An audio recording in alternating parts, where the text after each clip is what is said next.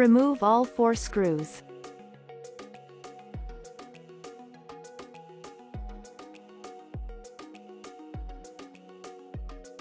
Place right thumb over Ethernet port and pull top off with left hand.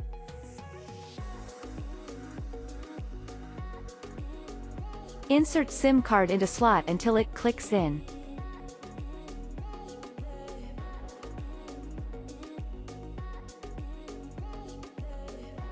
Place top lid over device. Insert the 4 screws back in.